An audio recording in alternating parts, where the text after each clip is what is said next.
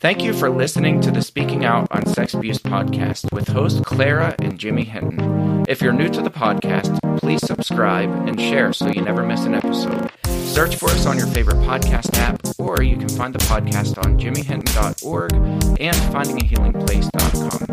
Please rate our show, subscribe, and share so we can spread the word. If you would like to support us and get exclusive rewards, go to patreon.com/speakingout. Find a tier that best fits you and join as a patron of the podcast. Now let's get into the show. Welcome to this week's podcast with hosts Jimmy Hinton and Jimmy's mom, Clara. It is so good to be back. Once again, as always, I think we should always start out our podcast by thanking our patrons.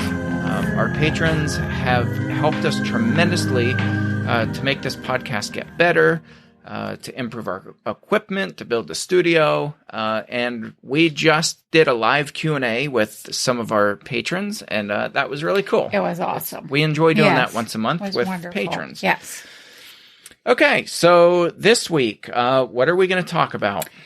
We are going to talk about, or ask the question, and try to talk about the answer to this. Can there ever be any purpose in abuse? Any kind of good that might come from that? Boy, that's a tough subject. It is tough. It's very hard. The stories that I hear from survivors, and I'm going to first of all say unequivocally, I don't wish abuse on anybody. No. Ever. No.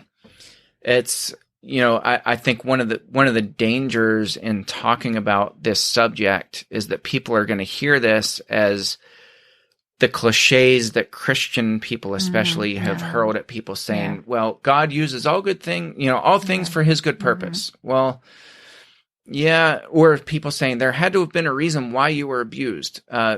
The only reason why people are abused is because there are wicked people out there who are nasty oppressors, and that's why there's abuse out there. With that said, I think the point that we want to get across is being a victim for the rest of your life and saying nothing good can ever come from this is not true. For a lot of people, that's just not true. And they find ways to use the bad things that happen to them to help other people. Right. And I think that's a process. Like you said, you have to be in a really good place. Right. To be able to come back and say, I'm going to use this for good. I'm going to take what happened to me and use that as a blessing. We've seen it among our community without actually putting these words previously to it, but we've seen people walking that path of healing and getting stronger. And then as you and I are watching, we're seeing, wow, this person is doing this. And look at how many people they're touching with that for good. Mm-hmm. And you see somebody else and they're doing the same. And it's kind of like this chain reaction that takes place. And I think even within our lives, if somebody had said that to mention the fact that good could come from abuse in 2012, I think I would have probably fallen on the floor, and it wouldn't have been helpful. I think at that point in our journey, it would have been incredibly hurtful for somebody to say that, even though it was well intentioned, even though it was even true. Because I think there's tremendous good that is coming in the aftermath of the things that we experienced. Right. And that's when I'm looking now and thinking, how did that happen?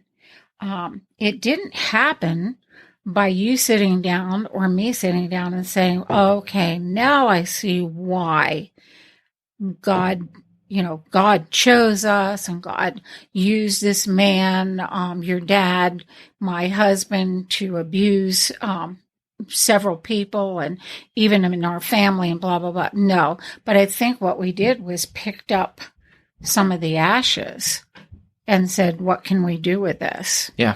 And it has to come about that way. It has to be genuine. It has to be sincere. And you have to realize it takes incredible hard work. This isn't something that I would ever advise survivors to just sit around and wait for God's blessings, because that's that's another thing that I think people are told, is that God is good and he's going to bring about change. Just wait for it. Just wait and it'll happen. Right. No, it won't. Because it doesn't work that It's way. action on our part. It is incredible, incredibly hard to really work out and process the grief and the trauma that happened at the hands of an abusive person. It is incredibly hard to work that out. To wade through that takes time, it takes effort, it takes support, it takes a lot of moments where you're weak, where you fall back down, where you cry, days where you can't go to work, days where you don't want to get out of bed. It takes processing to get to the point where you can say, how do I now begin, as part of my healing process, how do I now begin making good from all of this crap that I just was able to process? And I think we're seeing that in so many people at this point now, where we are seeing so much good. And it's like, oh my goodness, we need to talk about that. That's beautiful. Yeah. It's wonderful. It's helpful. It's changing lives. It's awesome. It truly is. Yeah. Yeah. So, I mean, we don't want anybody to think we're clicheing this or saying that, it's a blessing that you've been abused, because it's not. I mean, point blank, what happened to people when they were abused is horrific on every single level. Every definition of the word horrible, every level of being horrible. It was awful. And it happened because there was a wicked person who came into your life, who forced his or her way into your life and took your freedom away, took choices from you. It's interesting, though. I deal... the majority of my work is with grieving parents who have lost a child. And some of the ways children have died are just horrific. They've died at the hands of murderers, many of them. Some have been, raped, beaten, and then they die. And parents are aware of this. And it's interesting for me to see parents, how they were 5 years previous to now and where they are. And many of them are able to not say, I'm thankful that this happened by any means.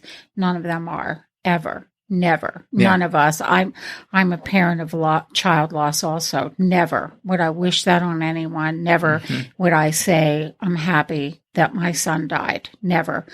But there are blessings that kind of spawn from that, and ways we can bless others. And I think it's scriptural to say that when we suffer, through our suffering is we teach others. And so I think maybe that's more the avenue that we're seeing people taking their pain and helping others, which it's a beautiful thing. Yeah, and I think that's the purposing that we're talking about. You repurpose your pain, and to do that you have to reframe it, because for the first several years, I mean, I was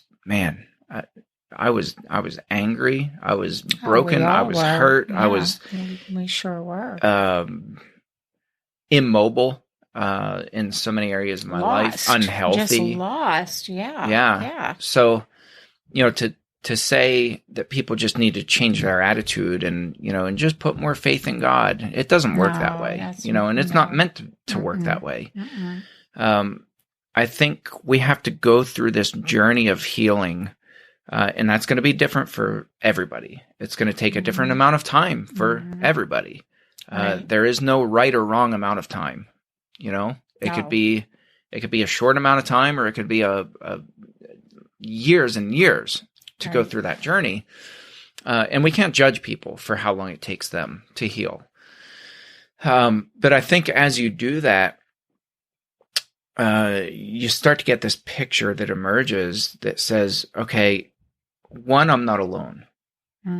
What happened to me is right now happening to other people. Right. I can either just remain silent, and that's okay too. Some people are not, they're just not public figures, and they don't want to be public figures.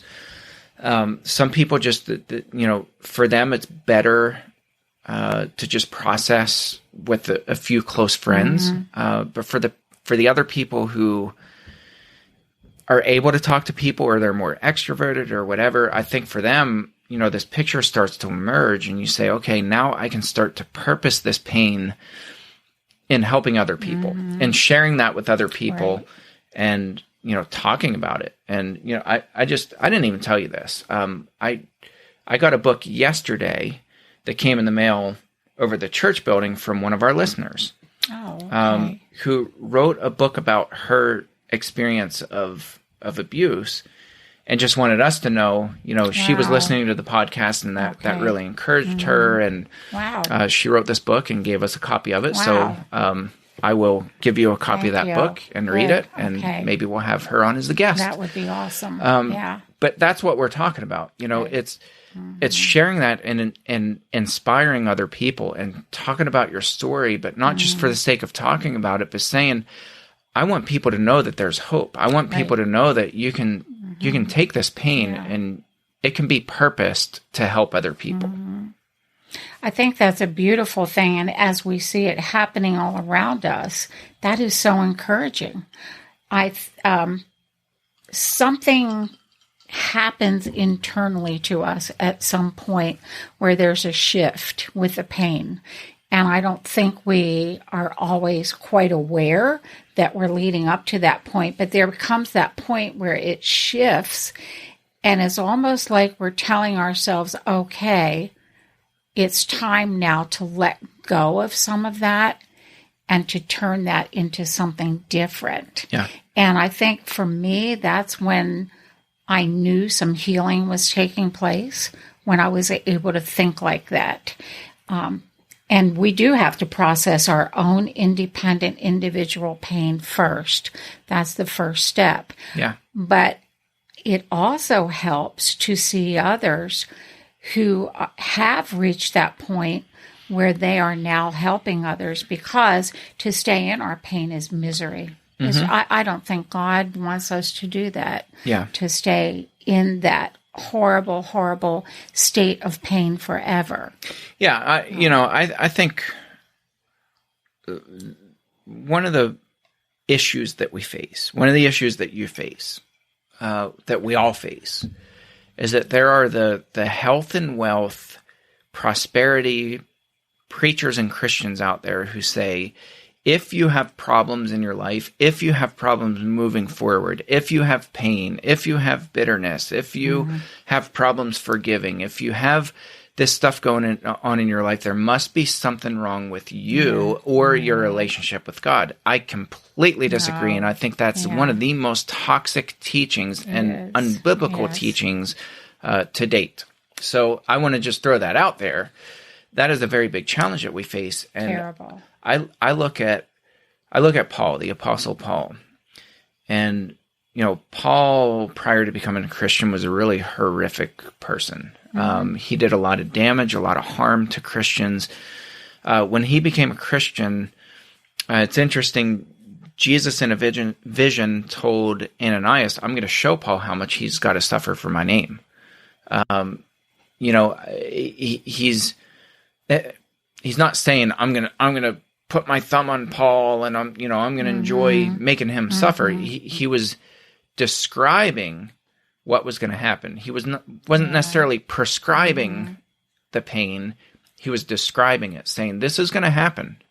Paul's going to get a big wake up call, and he's going to realize how much he's got to suffer for my name. What's interesting is what Paul did with that, because he was constantly beaten, put in prison, flogged, shipwrecked, went days without food, was on the run, had to run from bandits and other people who were trying to persecute him throughout his entire ministry. That was Paul, right? So what's interesting is Paul, he's writing to the Corinthians, and he says, you know what, if I'm going to boast, if I'm going to brag about anything, I'm going to boast in my sufferings. He wasn't about recognition. He wasn't about, sharing how educated he was. He wasn't about sharing how good he was at preaching or ministering to people, because none of that mattered. Right. For him, he was going to boast in his sufferings because he said, when I'm weak, then I'm strong. When I'm weak, that's when God comes in, and that's when I'm most desperate for God. That's when God really shows us who he is, and how significant his mercy is. And I think that's really important because for us, we are purely Americans, right? Like, everything is about self-promotion. It's about marketing. It's about instant gratification. Building up your social media audience, and to do that, you've got to really brag on yourself. Yeah. And it's kind of sickening if you think about the culture that we've created. Very much, yes. And for Paul, what really mattered was boasting about his sufferings, telling people how much he suffered. And he wasn't doing it to say, woe is me. He was doing it to say, we have this commonality as humans, where sometimes our lives just really are crap. We're drawn to others who have experienced pain. We truly are. Because it makes them real to us. It makes those people real to us. And it makes our lives feel less picked on, if that's a good word. Sometimes we feel like God has picked on us, and he has come down with his mighty hand and said, I'm going to choose you, and I'm going to, have you. That's not how it works. And often we think that until we co-join with others who have experienced such deep hurt and pain. And then we realize, wow, we're in this together. And the beautiful part is when the healing takes place, I love that when that part starts changing within us, when that internal spark of hope comes alive, when we start wanting to fight for others, that is incredible. That's just awesome. And I think that's worthy of our time today, just worthy of saying thank you to all those who have come to that point in their journey, and to encourage others to keep marching towards that point in their journey. Sometimes we feel so overwhelmed that we think it'll never happen to me. I'm always going to suffer. I'm always going to feel like this. And I don't think it has to be that way. When we and I like your idea of reframing, reframing what happened to change it into how can I help someone else? Yeah. Yeah. I mean, it's not just about having a better attitude, because that's one thing that I think that's preached so much by everybody. They're like, oh, if you just have a better attitude, your life will get better. No, not necessarily. No. Sometimes life just sucks, It does, right? Yes. For all of us. It can, yeah. Sometimes. It really can. Yeah. Sometimes people get sick in our family. Sometimes people die unexpectedly. Sometimes people have chronic illness. Sometimes we have financial troubles. Years and years. Yeah. Sometimes people take advantage of us and abuse us in different ways. Right. Yeah. Sometimes it doesn't matter how good of an attitude you have. No. Sometimes life still will batter us and knock us around. But I think what's really inspiring is when people take that hurt and that pain and they inspire other people and help others. I'm going to be real personal here, and I think of your sister. When she turned your dad in, she was going through horrific pain in her own life.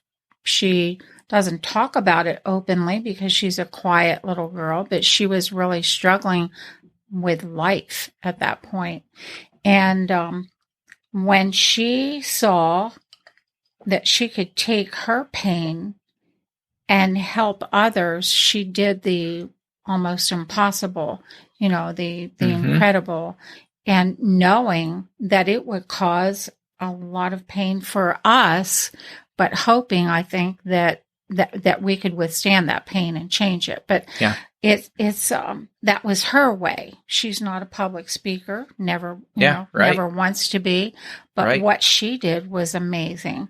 Maybe another person is a writer and another person is not. Maybe that person is somebody who sits next to somebody and says, tell me your story.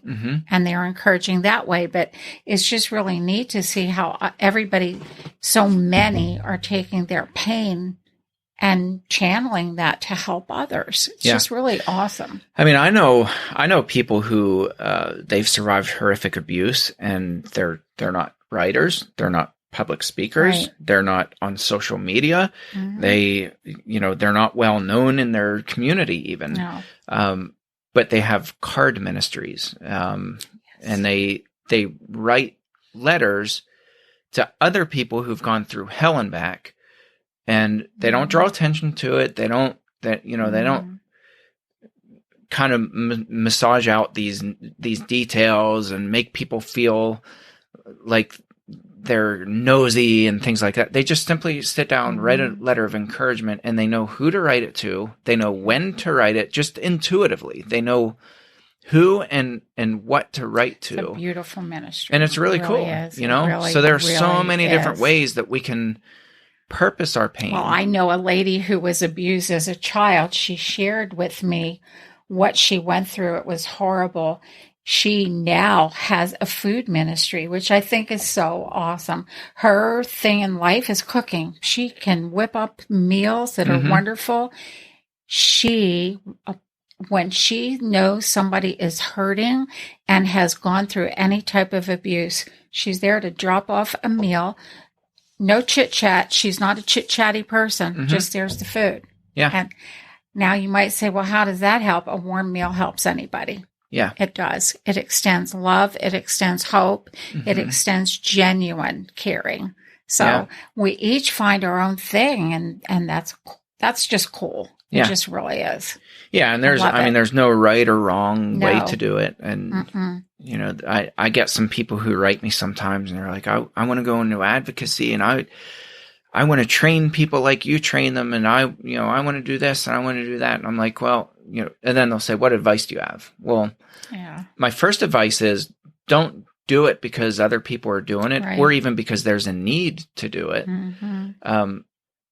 Find what works for you. Find what you're gifted at and start there. And I always tell people, start within your own community. Yep. Because that's a question I get often, right? Where do I even start? Where do I start to get into advocacy? Yep. Start in your own community. Start in your own family. Yes. Start wherever somebody's sitting in front of you. Where you are. Yes. Who's suffering, and show compassion to them. Yes.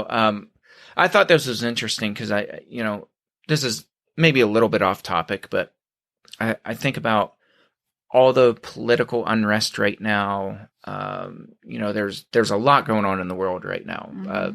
Sickness, fear of sickness, right? A global pandemic. You have all these different things that are going on in whatever this year of 2020 is. Yeah, 2020's been interesting. It's been a wild ride, but in the midst of that, I'm seeing people be really nasty and ugly towards each other. Not everybody by any stretch of the imagination, but you can tell there's kind of this melting pot of emotions, and people are kind of lashing out at each other. And I just talked about this yesterday with my church, and I said, what is it that motivates us? What really inspires us to actually go out and do positive things for other people? Is it people telling you what's right and what's wrong and what you need to think about, X subject? Never. Or is it something that somebody does for somebody else that inspires you? And I showed the short video clip, and probably most of our listeners here, probably most of you have seen this video. But this video was done in 2015. It's a 7-minute video, and it's the one I talked to you about the other day, where my friend Mike Lewis, he's the Jesus painter. Yes. I went to school with him. We went to college together. Really good friend of mine. Mike Lewis and a friend of his did a video in 2015 that became one of the most viewed influential Awesome. videos. It's been Yes. viewed over 52 million times on Awesome. Facebook Yes. and over 7 million times on YouTube. Yep. And it's a video where they pay for people's groceries. Mhm. And the video Yep. quality was bad. Mike was using a cell phone. The audio quality is horrific. I have watched that video, by the way, multiple times. You're probably 1 million of the 52 million. I know. I cry every time. It's I so watch inspiring. It is wonderful to see just kindness being extended to people, and when they don't feel deserving or they're so surprised, and it's like, and one lady says, "I'm going to pass this forward." And it is. That's how it happens. But that motivates us, right? That because we look at that and we're like, this is as simple as two guys who came together. It was Mike and I don't remember his buddy's name, but Mike's buddy called him up one day and he was like, "Hey, you want to kick in some money and help me go pay for people's groceries?" Yep. And Mike was like, "Yeah, mind if I film it? We'll make a video out of it." So that's how that all came about. And they went in there and it just like this one lady, man, it was so inspiring. She just breaks down crying. She goes, "All that crying I did this morning," and then she just broke down crying. It's another beautiful guy, he was like, he looked shocked and he goes, "Well, this is nice considering I was just mugged." And then he starts talking to the cashier about how he was mugged at gunpoint. And it's just it's really cool. But that's the stuff that motivates us and inspires us. And I think we have this opportunity to really take our hurt and our pain and repurpose that so that we inspire and help and bless other people. It's a really unique opportunity because when I look into the eyes of a child and I think that there are so many of us, so many abuse survivors in our community, meaning the abuse survivor community, that have felt the pain, that have the ability to sense, as you said, something in another and to help. Yeah. And it doesn't have to be this big act. Sometimes, no, not at all. Not at all. Sometimes. I think Mike said that they I think I read this. So I don't think he told me. I think I read this, but they did it was like $400. So it's not like this massive amount of money. It's not like they raised thousands and thousands of dollars. But to each of those people that were helped, that was a turning point in their lives. Yeah. And we can take our painful experiences and do something out of kindness for someone else that we know is hurting in that same way. And we can be that change in their lives. And it's awesome. Yeah. It's just, that's very encouraging. Yeah. The one lady, it was kind of towards the beginning of the video, but the one lady just looked at the cashier and she said, "Wow." She goes, "There really are good people out there." And that really hit me because what she was saying was, my experience is that, so many people all over the place are rotten. Yeah, that's exactly what she was saying. And she was kind of shocked a little bit that, wow, there really are good people out there. Just instilling hope in others. Yes. And I think if we start there, just start wherever you're at. So many people have been asking the two of us those questions. What do I do now? What can I do? What can I do in this world of advocacy? What kind of work? Well, I love what you said. Start right where you are. Yeah, it doesn't have to be anything huge but in our eyes, it might not be anything huge, but in the eyes of the person that is the receiver, it may be the most huge thing that has happened to them. Yeah. And that's what we need to keep reminding ourselves. Yeah. To do what we can, where we can, with what we have. Yeah, absolutely. Well, do you have a truth bomb for us today? I do, Jimmy. Right. I have a truth bomb on this day. The truth bomb is, in every pain, there can be found some kind of purpose that will help another. Let's strive to find purpose in this journey of pain. Very good. Well, thank you, and thank you to our listeners, and we will catch you next episode. Thanks again for listening to today's episode. Thank you to our patrons who make the podcast possible. If you found it helpful, please follow on Spreaker and search for the Speaking Out on Sex Abuse podcast in your favorite podcast app. Be sure to hit subscribe and rate the show. If you believe in what we do, consider supporting the podcast by becoming a patron and check out the cool rewards our patrons receive. Share with your friends and tell the world. Join us in speaking out on sex abuse so we can change the tides and prevent